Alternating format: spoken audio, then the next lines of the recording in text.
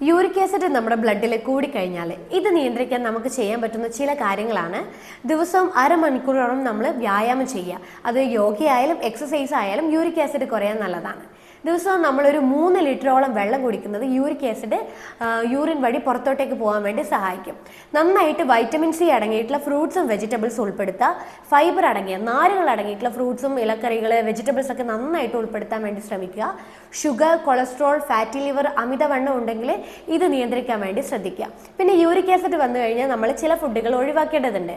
അതായത് വലിയ വലിയ മത്സ്യങ്ങൾ, അതായത് അയല, ചൂര, കേര, പിന്നെ ഷെൽ ഫിഷ് ഒക്കെ പൂർണ്ണമായിട്ട് ഒഴിവാക്കുക. മദ്യപാനം ഉണ്ടെങ്കിൽ അത് മദ്യപാനം പൂർണ്ണമായിട്ട് ഒഴിവാക്കാൻ വേണ്ടി ശ്രമിക്കുക. ഈസ്റ്റ് അടങ്ങിയിട്ടുള്ള ഭക്ഷണങ്ങൾ നമ്മൾ, അതായത് ബേക്കറി, ബ്രെഡ്, ആൽക്കഹോൾ അങ്ങനെയുള്ള ഈസ്റ്റ് അടങ്ങിയിട്ടുള്ള ഭക്ഷണങ്ങളൊക്കെ ഫുള്ളായിട്ട് നമ്മൾ ഒഴിവാക്കാൻ വേണ്ടി ശ്രമിക്കുക. അപ്പോൾ ഇതിൻ്റെ ഒരു ഡീറ്റെയിൽ വീഡിയോ ഞാൻ എൻ്റെ യൂട്യൂബ് ചാനലിൽ അപ്ലോഡ് ചെയ്തിട്ടുണ്ട്. ലിങ്ക് ഞാൻ എൻ്റെ ബയോയിൽ മെൻഷൻ ചെയ്തിട്ടുണ്ട്.